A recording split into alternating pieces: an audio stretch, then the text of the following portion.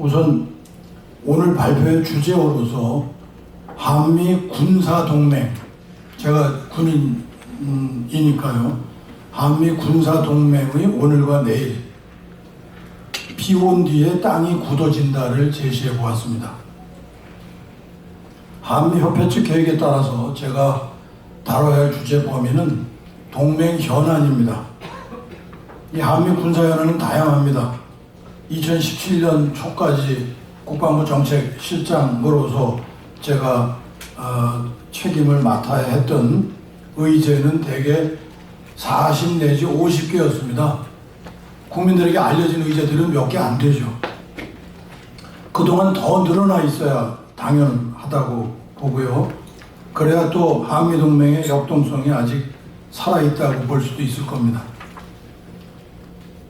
이 동맹 현안을 제가 다루기 전에 먼저 한미관계 지난 5년의 역사를 개관하는 게 순서일 듯합니다. 앞서서 정호비 의원님이 워낙 설명을 잘해 주셨고 에반스 리비어 씨도 아주 논리적으로 설명해 주셨는데 전 전체적인 그 설명과 맥락에 동의를 하고요. 같은 생각이고요.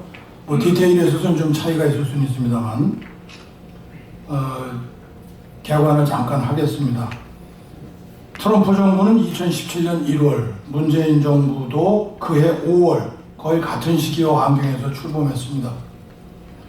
프랜시스 후쿠야마 교수를 잘 아시죠?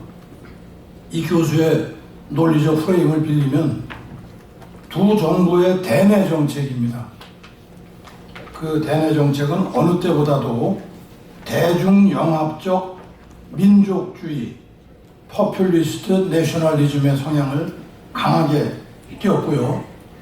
그리고 두 정부 모두 주류 사회의 교체를 꾀했던 공통점을 보입니다. 일찍이 프리드리히 헤겔은 인류 역사 발전의 동력은 인간 개인과 집단의 인정받기 위한 투쟁의식이라고 밝힌 바 있습니다.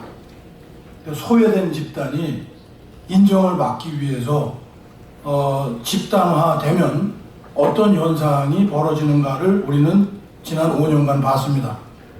지금도 우리는 이 명제에서 벗어나기 어렵습니다. 그런데 이러한 양국의 대내 정책의 공통점이 오히려 대외 정책 노선 설정과 그 이행에 있어서 더 큰 차이점을 불러왔습니다.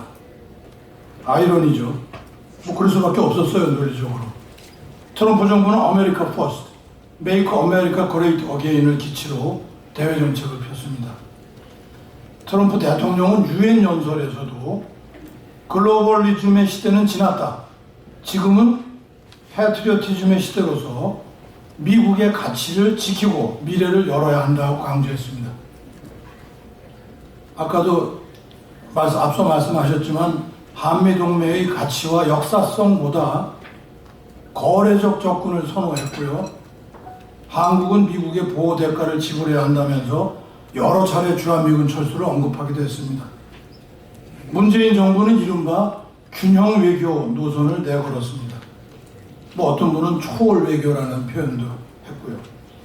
그 대표적 사례로서 2017년 10월 정호겸 위원님이 아까 언급하셨지만 미국 미사일 방어체계 편입, 사드 추가 배치, 한미일 군사동맹 발전에 대한 3노스를 중국과 협의한 것을 들 수 있습니다. 제가 이 협의라는 단어를 강조합니다.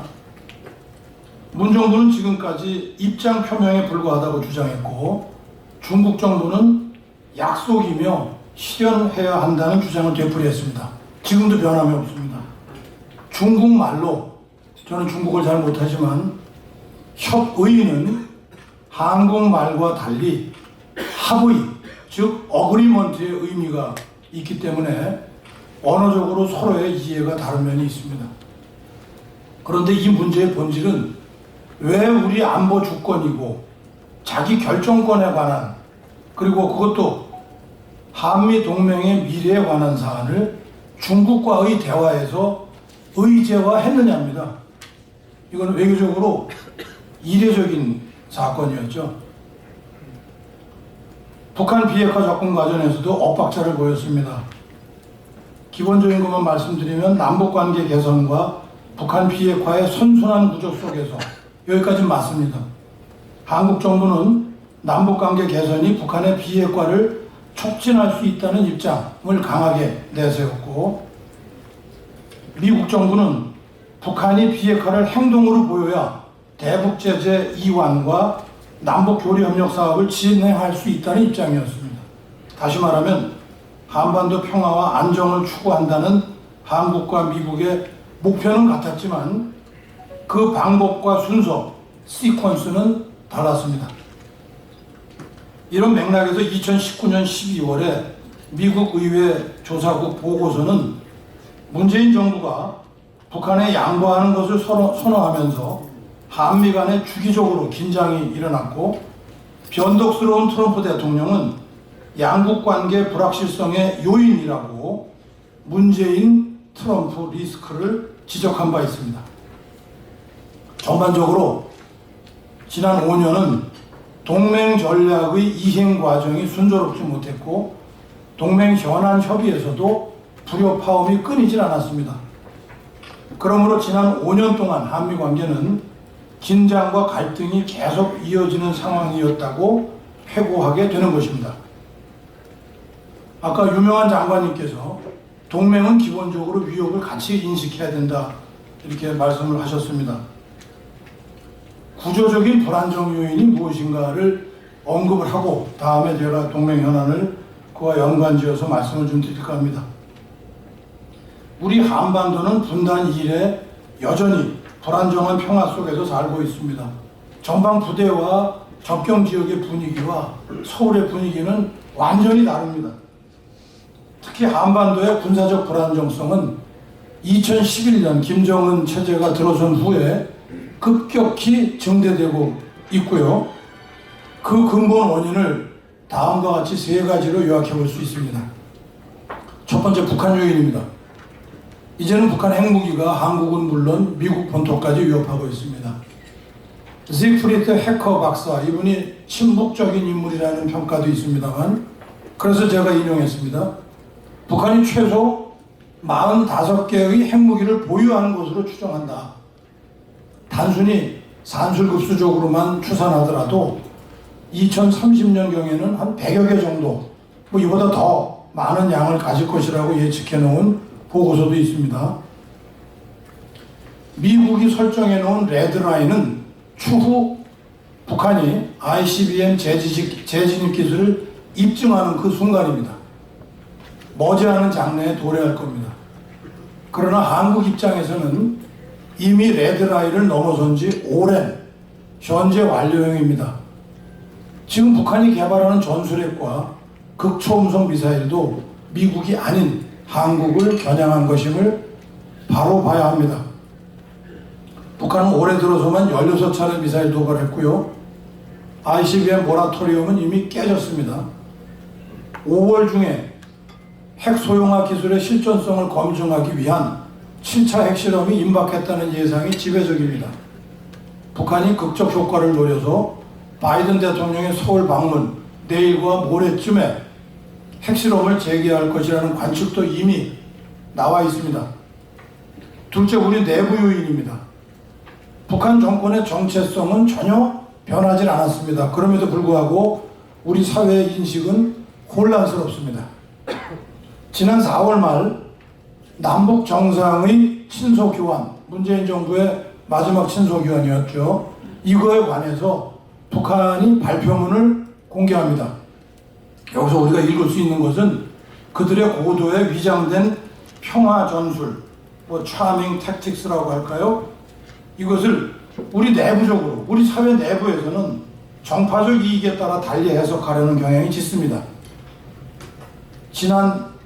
작년 1월이죠. 노동당 규약에서 전국적 범위에서 민족해방민주주의 과업수행이라는 문구가 전국적 범위에서 사회의 자주적이고 민주주의적 발전을 실현한다는 이런 문구로 바뀐 것을 두고 우리 사회 일각에서는 북한의 남조선 혁명론이 소멸됐다, 국가보안법 폐지 주장이 다시 고개를 들기도 했습니다. 그런데 정말 코미디 같은 사건이 벌어졌습니다. 이 논쟁이 확산될 일로 여 있는데 북한 조선신보가 반박 기사를 내죠. 북한의 조국 통일 입장은 확고하다. 국방력은 통일을 앞당기는 힘이라고 그렇습니다. 이 반박 기사 하나로 이 논쟁은 자취를 감춰버립니다. 우리 사회의 의식과 여론이 북한 선전 매체의 프로파간다에 휘둘릴 만큼 취약해서는 안 되지 않나요? 세 번째, 중국 요인입니다. 미중 전략 경쟁이 심화되는 추세에서 재작년 10월에 보여준 중국 지도부의 역사의식과 남북 문제 인식입니다. 6.25 전쟁 관련 중국 지도부가 직접 언급한 게 있습니다. 한중 외교와 경제 군사관계 발전에는 근본적인 한계를 드러내고 있는 거죠. 더 심각한 문제는 북한이 이러한 중국을 안전판으로 삼아서 도발을 감행하려는 군사 모험주의가 이미 몸에 배어 있다는 사실입니다. 그러면 한미동맹의 전략 차원에서 우리는 어떻게 북한 비핵화 전략을 전개해야 하겠는가? 우리가 추구하는 전략의 세 가지 중심.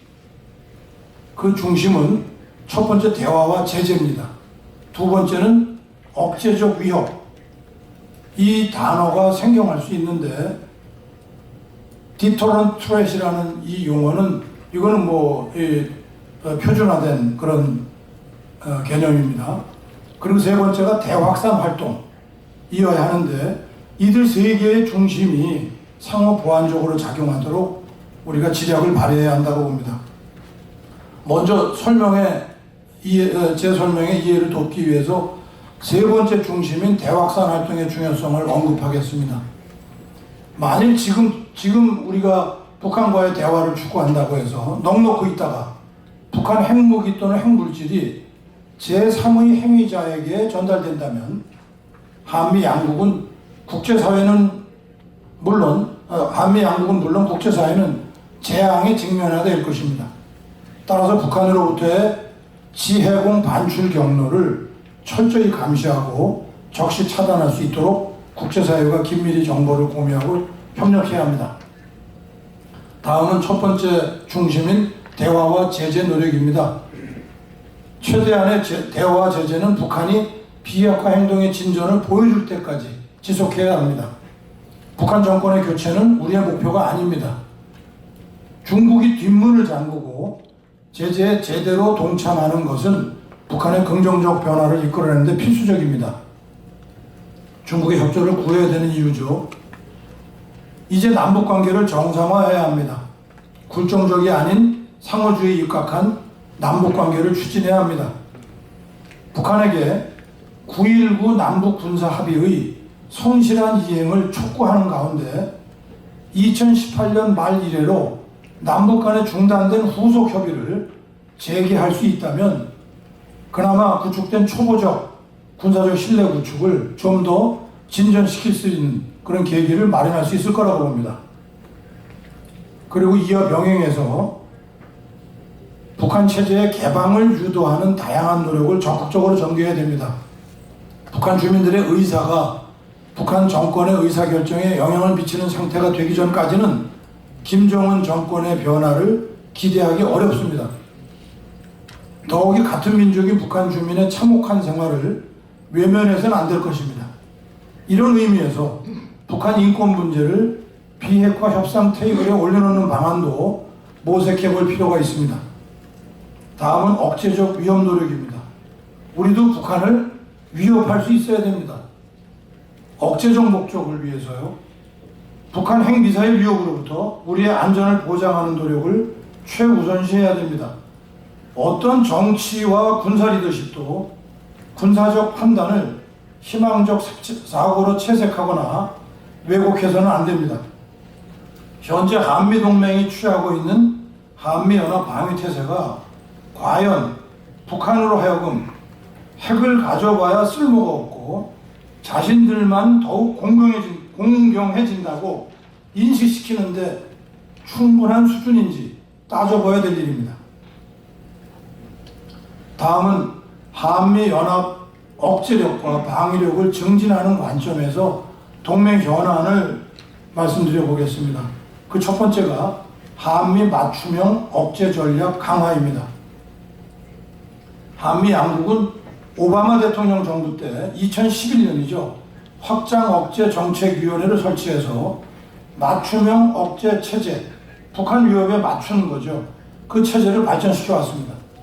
그러나 그동안 증대된 북한 핵의 위험은 새로운 핵 억제와 핵 보장의 딜레마를 가져왔습니다. 뉴클리어 디터런스와 뉴클리어 어슈어런스의 딜레마가 지금 커져 있습니다. 앞으로 북한은 추가 핵실험에 그치지 않고 핵 그림자 속에서 재래식 국제 도발을 벌일 위험도 상존합니다. 미국은 한반도 국지 분쟁이 핵전으로 비화되지 않도록 억제할 수 있다고 장담할지 모르지만 한국에게는 미국의 보다 더 확고한 뉴클리어 어슈어런스가 필요합니다. 주재하는 바와 같이 미국은 나토 동맹국들과 핵 기획, 준비, 실행에 관한 쉐어링 체계를, 공유 체제를, 쉐어링 메커니즘을 오래전부터 운영하고 있습니다. 올해 2월에 발간된 나토 팩트 시트가 있습니다. 이 공개된 자료입니다.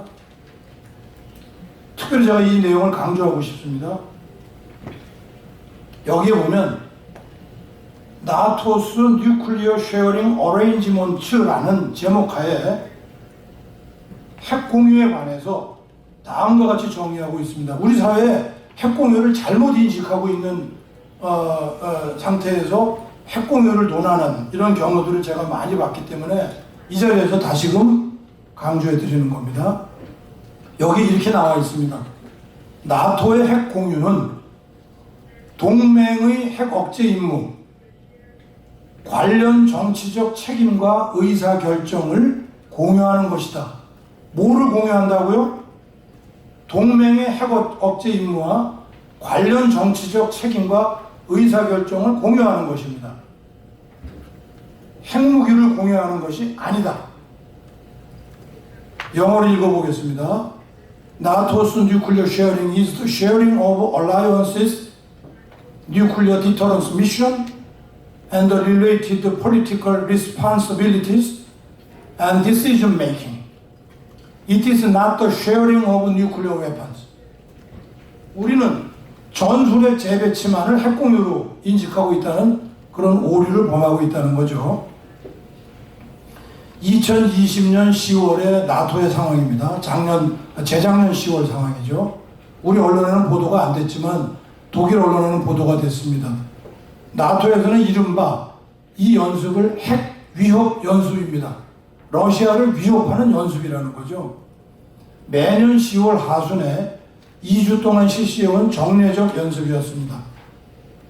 그동안 비공개로 실시해온 관례를 깼습니다. 최초로 이엔스 스톨텐베르그 사무총장이 전술핵 저장기지를 방문하는 장면을 필두로 B-61-12 전술핵 운용 절차 훈련, B-52 전략 핵폭격기의 엄호 비행 훈련을 공개하는 파격을 보였습니다.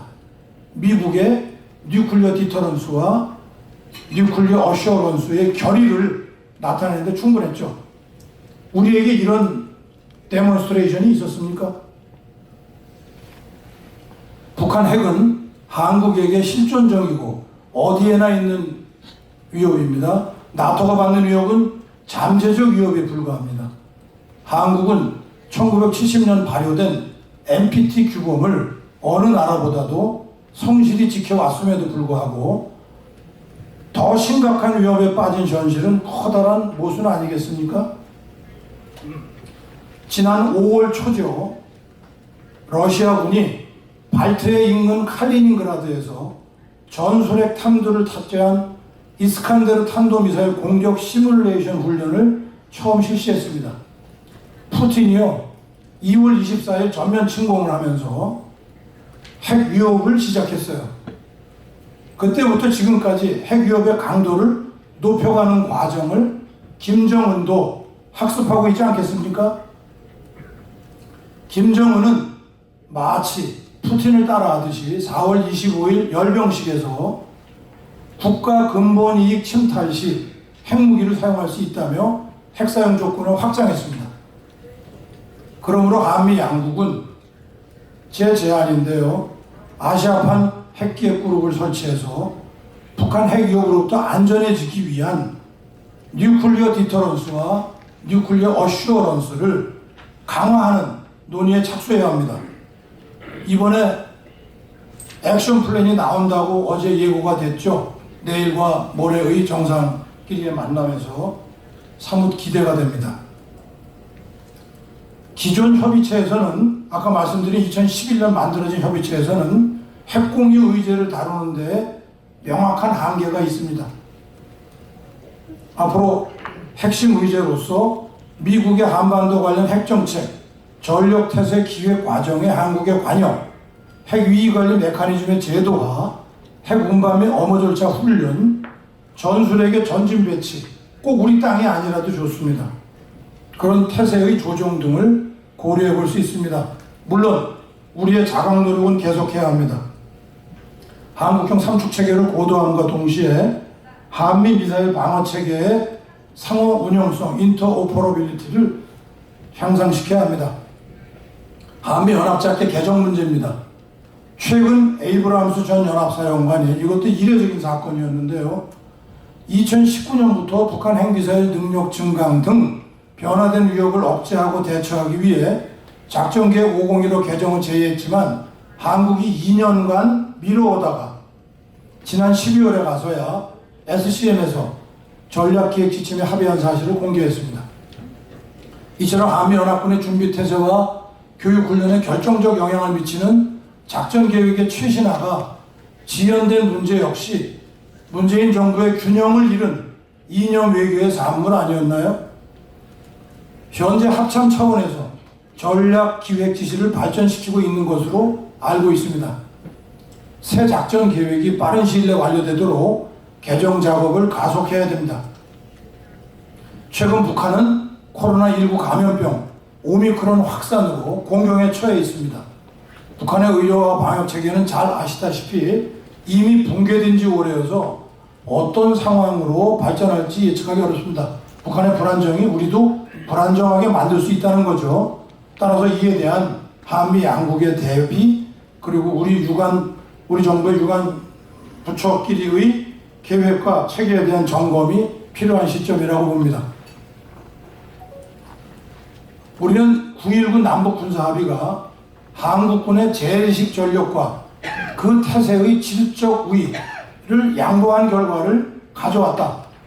그래서 북한이 어떤 도발을 백책할 경우 우리의 위기관리와 준비태세의 취약점이 더 커졌다는 사실에 유의해야 합니다. 지난 정부의 국방당국도 국회에서 이 발언을 했습니다. 그런데 이 합의의 목적은 남북의 중부장한 군대가 대치하는 지해공의 영역에서 지리적 일뿐만 아니라 심리적 버퍼존을 확장해서 우발 충돌을 예방하는 데 있습니다. 이 목적은 맞습니다. 그러나 이 완충지대가 확장된 탓에 한미연합군의 전방 감시 정찰 능력이 저하되어 있고 지해공군의 작전 훈련 활동이 현저히 위축되어 있습니다. 구체적인 예들이 있는데 시간상 생략하겠습니다. 그리고 북한 핵미사일은 완충지대의 한계를 초월하는 무기죠. 그동안 북한은요, 한 번도 똑같은 기술을 하지 않았습니다. 항상 서프라이즈를 즐겨왔습니다. 우리가 어떤 태세를 강구해야 되는지 지금 한미가 긴밀히 논의해야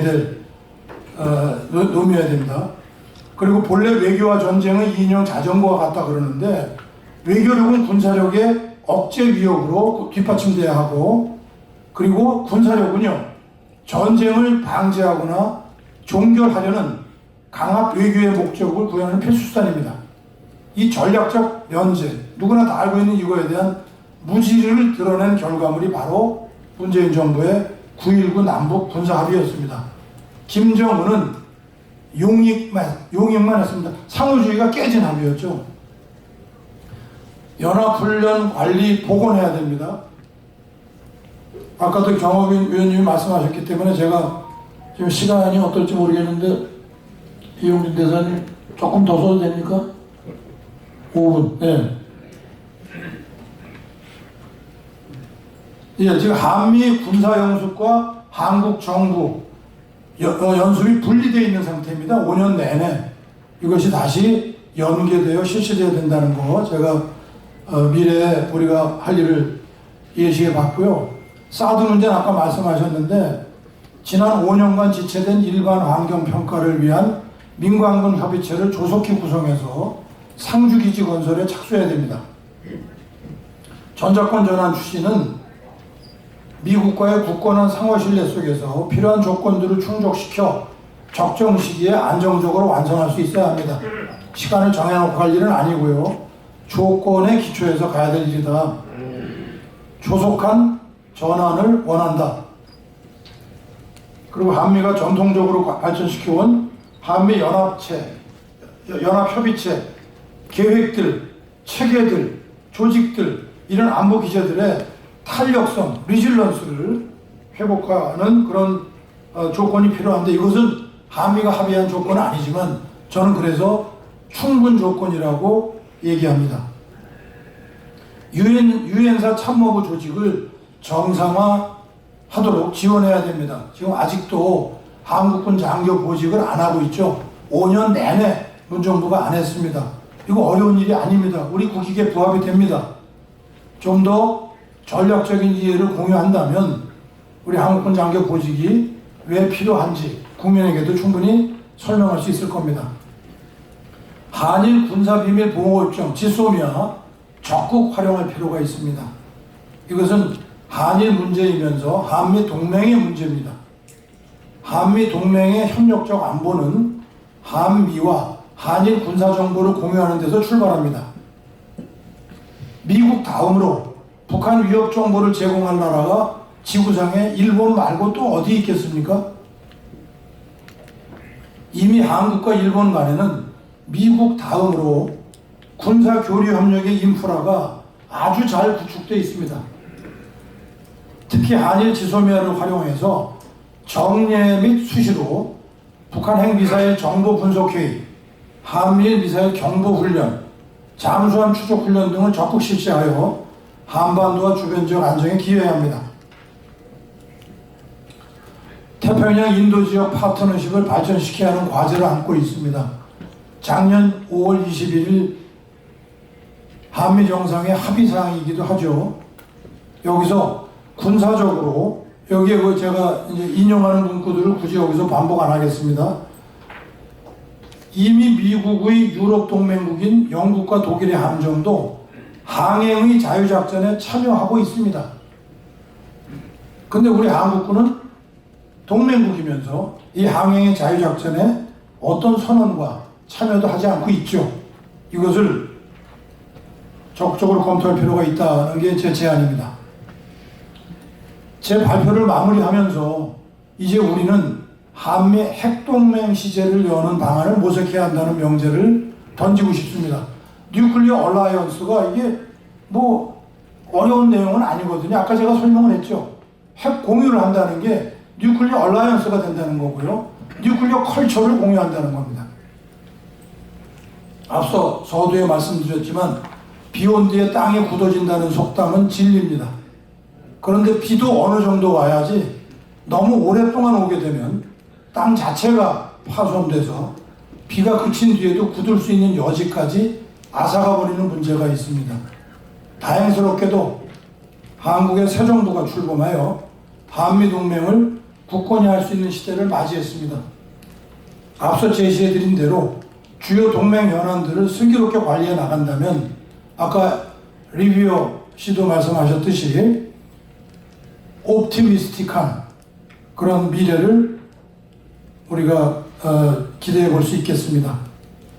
가장 우선시해야 할 우리의 과제는 한미 맞춤형 억제 전략, 이미 10년 이상 된 이 전략의 실행력을 증진하는 것입니다. 그 한계는 말씀드렸죠. 지금 현재 우리의 맞춤형 억제 전략 체제는 미국의 핵운영의 기획과 레디니스와 익스큐션에 전혀 관여를 못하고 있습니다. 이 스트레스 홀드를 넘어야 북한이 비로소 제대로 반응할 거라는 거죠. 제 경험에 의해서 말씀드리는 겁니다. 핵공유 체제에 관한 협의가 필요한 시점이라는 말씀을 드리고, 그래야만 비로소 우리의 비핵화 노력을 지배하는 시간 요소가 다시 우리 편이 될 것이라고 봅니다. 경청해 주셔서 감사합니다.